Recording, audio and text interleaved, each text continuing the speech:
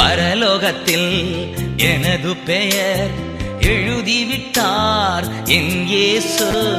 பரலோகத்தில் எனது பெயர் எழுதிவிட்டார் என் இயேசு. என் வாழ்வின் நோக்கம் எல்லாம் இயேசுவுக்காய் வாழ்வதுதான். என் வாழ்வின் நோக்கம் எல்லாம் என் இயேசுவுக்காய் வாழ்வதுதான். சர்வ வல்லவர் என் சொந்தமானார், சாவை வென்றவர் என் ஜீவனானார். சர்வ வல்லவர் என் எஜமானன், சாவை வென்றவர் என் மணவாளன்.